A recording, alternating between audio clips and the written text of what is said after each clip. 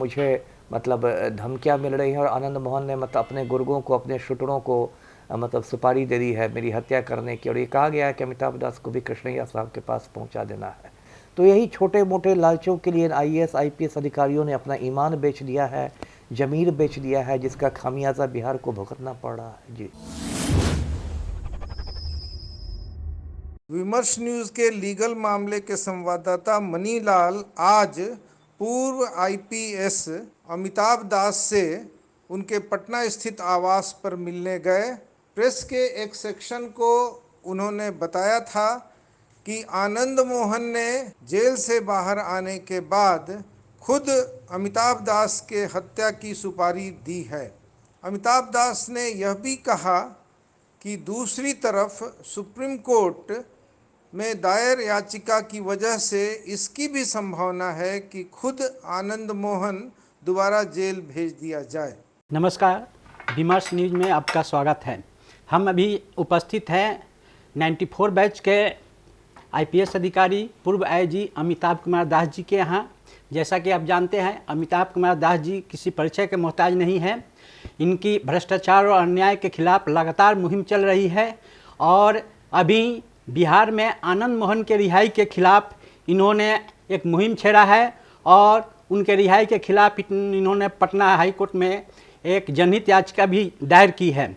इन्हीं सब कारणों से इनको लगातार धमकियां मिल रही है, लेकिन अभी पता चला है कि इनकी सुरक्षा व्यवस्था भी हटा ली गई है। लेकिन ये लगातार बिहार में जो भ्रष्टाचार है, अन्याय है, संस्थागत जो भ्रष्टाचार है, उसके खिलाफ अपना मुहिम चला रहे हैं। जी, ऐसा है जैसा दर्शकों को पता होगा, अभी पिछले 27 अप्रैल को बिहार का जो खूंखार माफिया डॉन है आनंद मोहन, वो जेल से रिहा हो गया, सहरसा जेल से बाहर हो गया है। और आनंद मोहन को रिहा करने के लिए जो बिहार सरकार के नियम थे, उन नियमों को संशोधित कर दिया गया। मतलब सरकार के कायदे कानून बदल दिए गए। ये हिंदुस्तान में संभवतः पहली बार हुआ है जब किसी खूनी को, अपराधी को छोड़ने के लिए सरकार ने अपने नियम बदल दिए हों। तो इसका मैंने शुरू से पुरजोर विरोध किया है। मैंने पटना हाई कोर्ट में पीआईएल भी किया, जनहित याचिका की है।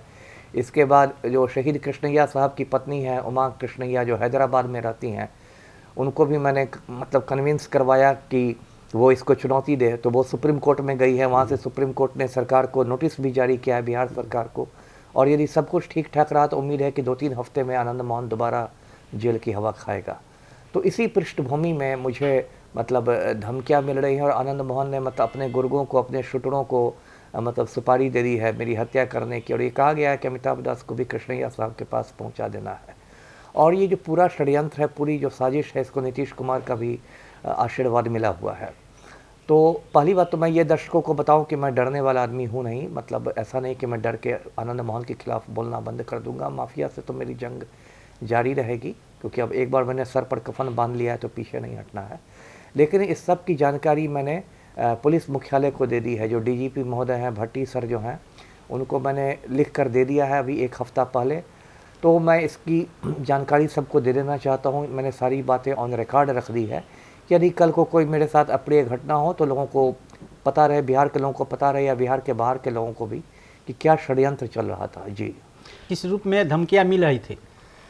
देखिए, एकदम सीधे मुझे डायरेक्ट तो धमकी नहीं मिली है, लेकिन मेरे अपने सूत्र हैं पुलिस विभाग में, पुलिस के बाहर भी, उन लोगों ने मुझे बताया है कि ऐसी तैयारियां चल रही है।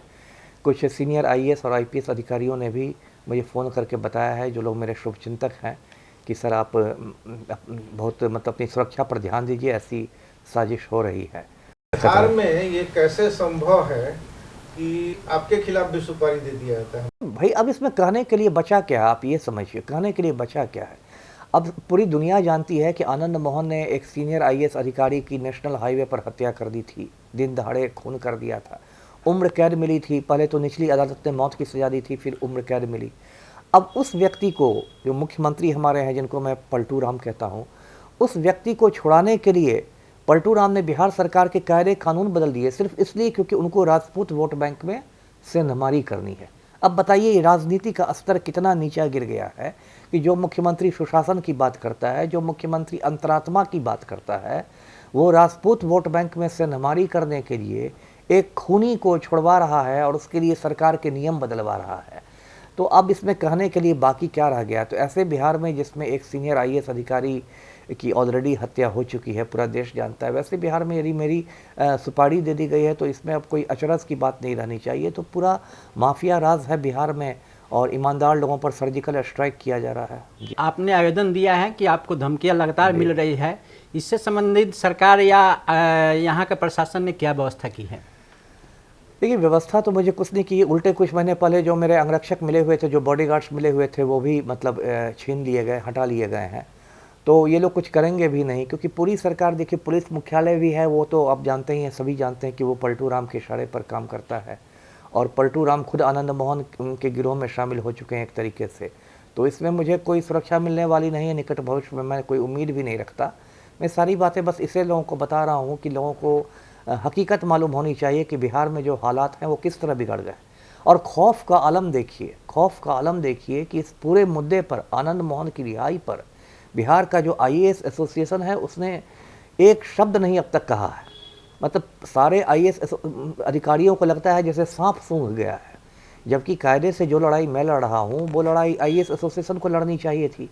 कृष्णैया साहब 85 बैच के आईएएस थे, यदि जीवित होते वो तो बिहार के मुख्य सचिव बने रहते। आज जो हमारे मुख्य सचिव हैं सुभानी जी, वो 87 बैच के हैं, इनसे सीनियर हैं कृष्णैया साहब। और देखिए, चमचागिरी का ऐसा कल्चर हो गया है, खुशामद और मक्खन लगाने का, कि जो मुख्य सचिव हैं अमीर सुभानी अपने बैच के टॉपर हुआ करते थे, अब ये बाकायदा प्रेस कॉन्फ्रेंस बुला के कह रहे हैं कि आनंद मोहन की रिहाई तो प्रक्रिया के अनुरूप हुई है। बताइए, मतलब इनको तो चुल्लू भर पानी में डूब मरना चाहिए अमीर सुभानी साहब को, कि इनके जो सीनियर थे कृष्णैया साहब, जो उनके कातिल को इन लोगों ने छुड़वा दिया, ये मुख्य सचिव हैं उस सरकार में, और अब प्रेस कॉन्फ्रेंस करके कह रहे हैं कि सब कुछ प्रक्रिया के अनुसार हुआ, जबकि सभी जान रहे हैं कि इसमें प्रक्रिया क्या है, इसमें तो नियम ही संशोधित कर दिए गए, है ना, पूरी की पूरी प्रक्रिया ही बदल दी गई। अब लेकिन आमिर सुबहानी को ये लालच है कि जब ये रिटायर कर जाएंगे तो पलटू राम हो सकता है इनको सेवा विस्तार दे दें 3 महीने का, या फिर किसी आयोग का चेयरमैन बना दे। तो यही छोटे मोटे लालचों के लिए आईएएस आईपीएस अधिकारियों ने अपना ईमान बेच दिया है, ज़मीर बेच दिया है, जिसका खामियाजा बिहार को भुगतना पड़ रहा है। जी हाँ, आपकी जो धमकियाँ मिल रही है और आपने सुरक्षा की भी मांग की है, उल्टे में आपकी सुरक्षा को हटा लिया गया है, ऐसा लगता है कि उन धमकियों के पीछे, उन साजिश के पीछे और यहाँ के प्रशासन का भी हाथ है? बिल्कुल हाथ है। अब तो ये कहने की बात है, मैंने तो उसको डंके की चोट पर कहा कि मेरे साथ कोई भी अप्रिय घटना होगी तो उसे मुख्यमंत्री नीतीश कुमार खुद जिम्मेदार होंगे, आनंद मोहन तो होगा ही जिम्मेदार, नीतीश कुमार भी होंगे। तो बिना पलटू राम की इच्छा के और बिना प्रशासन और सरकार की इच्छा के ऐसा थोड़ा ही हो सकता है। मैं सीनियर आईपीएस ऑफिसर रहा हूँ, इतने जिलों में एसपी रह चुका हूँ, आईजी रैंक पर था, और यदि आप मेरे अंगरक्षक छीन रहे हैं, बॉडीगार्ड्स छीन रहे हैं, जबकि इस देश में ये हालात हैं कि कंगना रनौत को, जो बॉलीवुड की अभिनेत्री है, उसको केंद्रीय गृह मंत्रालय ने वाई कैटेगरी की सुरक्षा दी हुई है, जो एक बहुत ही मतलब हाई लेवल की सुरक्षा होती है। बताइए कंगना रनौत ने कब माफिया से लड़ाई लड़ी है, लेकिन उसने भाजपा के पक्ष में 3-4 बयान दे दिए तो हमारे तड़ीपाड़ गृह मंत्री अमित शाह, उन्होंने कंगना रनौत को वाई कैटेगरी की सुरक्षा दे दी। अभी एक कश्मीर में ठग घूम के आ गया, क्या नाम था, किरण पटेल, तो उसको जेड श्रेणी की सुरक्षा मिल गई। तो इन लोगों ने तो सुरक्षा को मतलब मजाक बना दिया है। जो लोग माफिया से लड़ रहे हैं उनकी सुरक्षा हटाई जा रही है, कंगना रनौत को Y category, Z category, Z plus category मिल रही है। अब पूरा देश देखिए रसातल में जा रहा है, मैं क्या कहूँ जी।